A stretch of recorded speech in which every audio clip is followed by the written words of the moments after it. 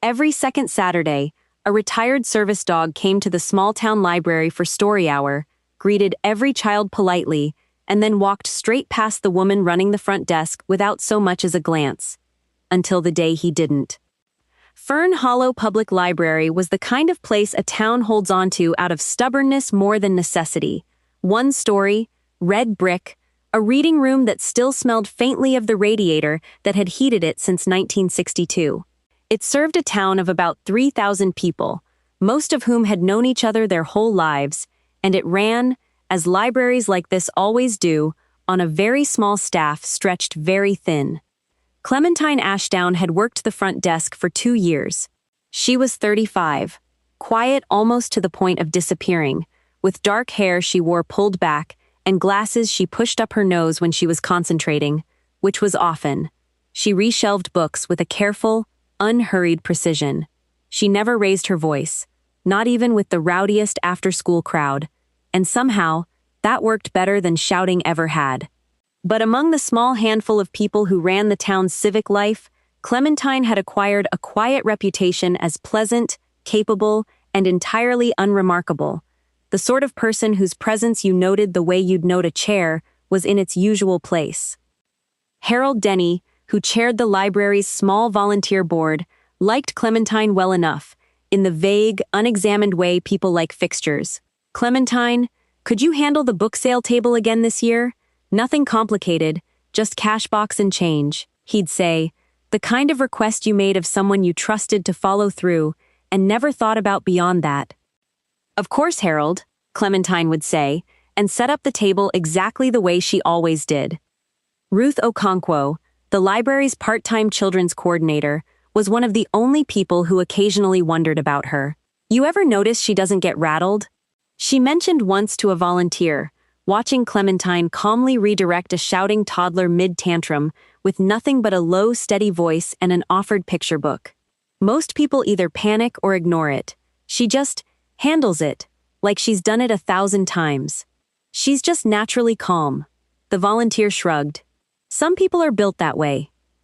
Nobody in Fern Hollow knew that Clementine Ashdown had once been Staff Sergeant Clementine Ashdown, a military working dog handler who had spent 6 years pairing with 2 different explosive detection dogs across 3 deployments, walking point ahead of foot patrols through some of the most heavily mined ground her unit ever crossed.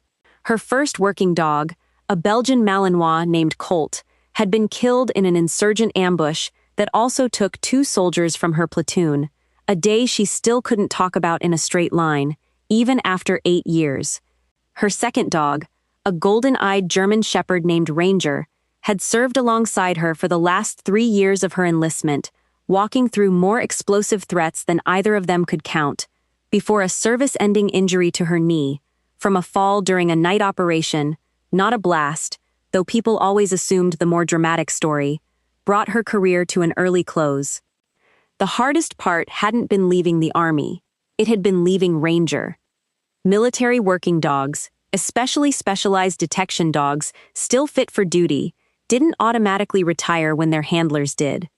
Ranger had been reassigned to a new handler for his final 2 years of service, and by the time he was old enough to retire himself, Army protocol and geography and a dozen bureaucratic tangles Clementine had exhausted herself fighting had placed him instead with a retired trainer's family 3 states away. A good home, by every account, but not hers.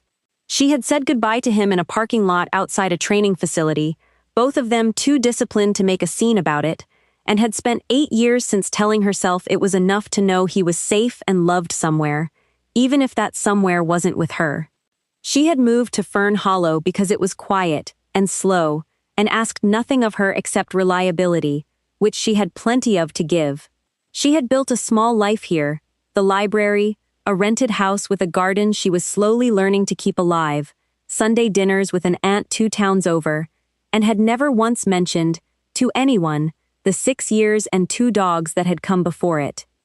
The library's second Saturday story hour had, for the past year, featured a visit from a local retired service dog therapy program, a rotating handful of decommissioned police and military dogs, now gentle-tempered pets, brought in by their adoptive families to sit quietly, while nervous young readers practiced reading aloud to a patient, non-judgmental audience. It was, by every measure, the library's most popular monthly program, and Clementine had helped organize it for a year without ever once connecting it to the life she'd left behind. The dogs that came through were mostly police canines, retired bomb-sniffing labs, nothing that overlapped with her own service. She had let herself relax around it completely, until the second Saturday in November, when the program's usual coordinator called in sick and sent a substitute family in her place, a family Clementine had never met, with a dog she recognized before she'd even fully processed what she was looking at. He came through the library's front doors on a loose leash, golden-eyed, gray now around a muzzle that had once been dark, moving with the careful, dignified gait of an old dog who still remembered, in his bones, exactly how to hold himself. He was bigger than most of the therapy dogs that came through, broader through the chest, and something in the disciplined, watchful way he scanned the room before entering, cataloging exits, corners, the position of every person in it, was so exactly, achingly familiar that Clementine's hand froze on the book she'd been shelving. "Ranger?" she whispered, so quietly she barely heard herself say it. The dog's head turned.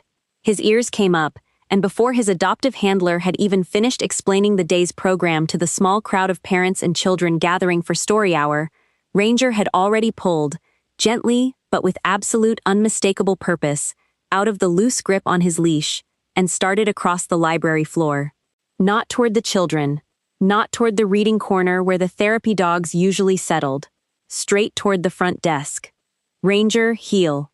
His handler, a kind-faced older man Clementine had never met, called after him, more confused than alarmed. "He's never done that." "He's about the most obedient dog I've ever." Ranger didn't heel.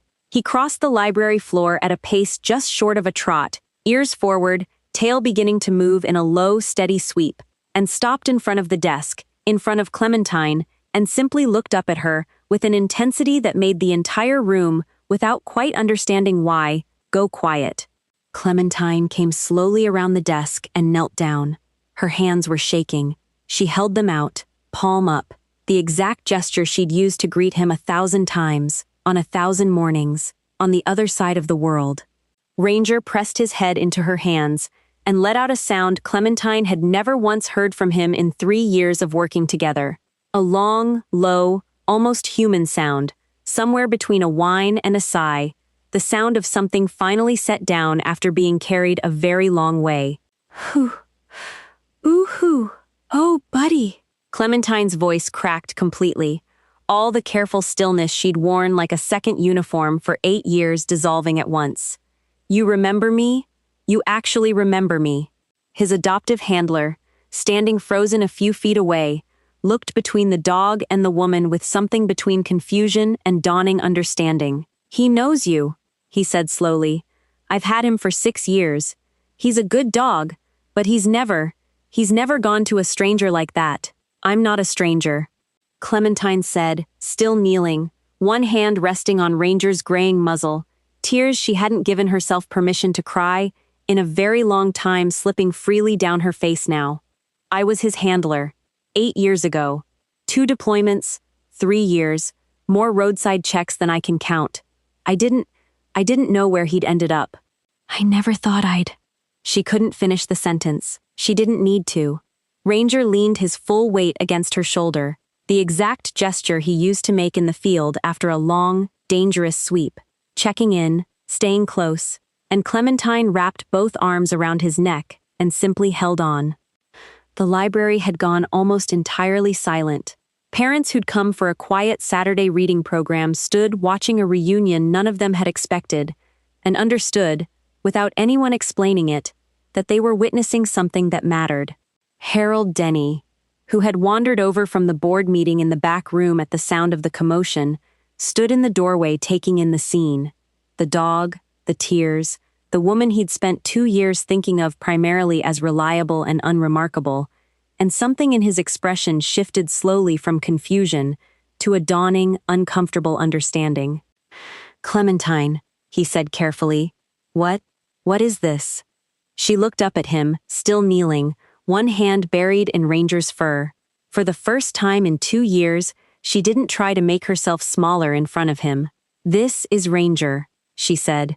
"He was my working dog. I was a military canine handler for 6 years. Explosive detection, mostly overseas. He and I did 3 years and 2 deployments together before I got hurt and had to leave the service. I never got the chance to say a proper goodbye to him. I didn't think I ever would." Harold's face went through several expressions in quick succession. Surprise, embarrassment, something like shame. "I had no idea," he said. "I've had you running the book sale table for 2 years, and I never once asked what you did before you came here." "Nobody did," Clementine said, not unkindly. "It was simply true. It's all right. I didn't exactly make it easy to ask." Ranger's handler, still processing the scene, finally found his voice. I don't know what the protocol is here. He's my dog, legally, has been for 6 years. But I've never seen him look at anyone the way he's looking at you right now." Clementine sat back on her heels, wiping her face, looking at Ranger with an expression that held both grief and something warmer, steadier, underneath it. "I would never ask you to give him up," she said. "He has a good home. I can see that. He's happy. He's healthy. He's clearly loved. That's all I ever wanted for him." She paused, her voice unsteady. "I just never thought I'd get to see it for myself." The man studied her for a long moment, something softening in his face. "He comes to this reading program every second Saturday," he said slowly. "There's no reason that has to stop being true, and there's no reason you couldn't be here for it. Every time." Clementine's breath caught. You'd let me see him?" "Regularly, ma'am. That dog just proved to an entire library full of people that some bonds don't have an expiration date on them," he said, something like a smile breaking through his own surprise. "I'm not about to stand in the way of that."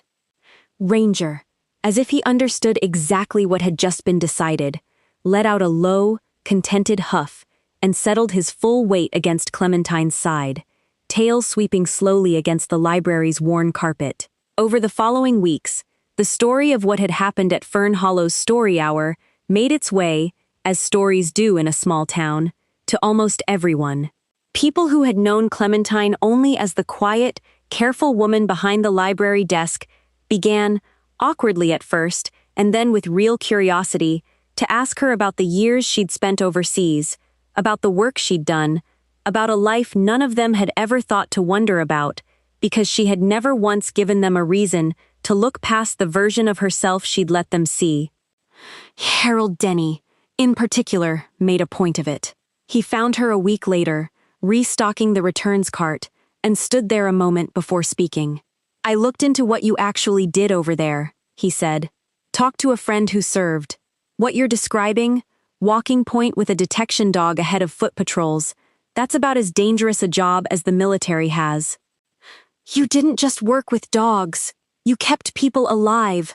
Clementine kept sorting books, though her hands slowed. "I did my job." "You did a lot more than a job, and you let this whole town treat you like you were running a book sale table your whole life." Harold shook his head. "I owe you a real apology for never once asking who I actually had working my front desk." Clementine considered that for a moment, then offered him something close to a real smile. Small, but genuine. "I liked being unremarkable here, Harold.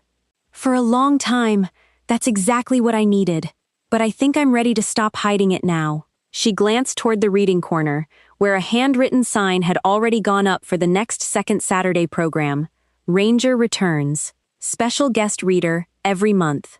Especially if it means I get to keep seeing him. Yiff.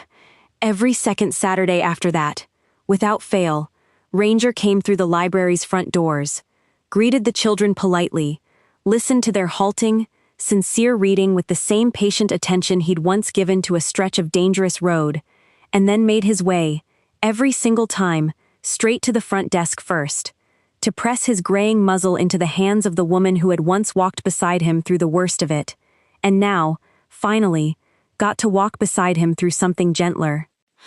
Clementine Ashdown never did become a loud presence in Fern Hollow. She still preferred the quiet corners, still kept her voice low, still reshelved books with the same careful, unhurried precision she always had.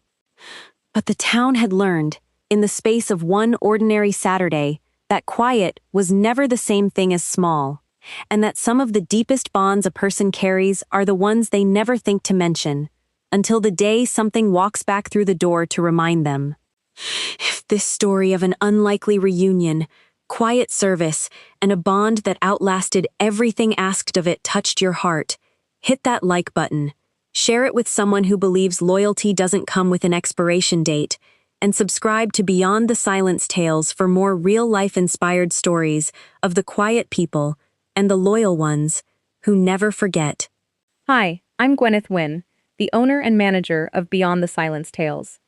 Every second Saturday, a retired service dog visited the library, greeted every child politely, and walked straight past the quiet woman at the front desk, until the day he didn't. I'd really love to know what you think of this one. How did it make you feel? What stayed with me was how gently this story unfolds compared to some of our others. No disaster, no danger, just an old bond finding its way back to the surface in the middle of an ordinary Saturday.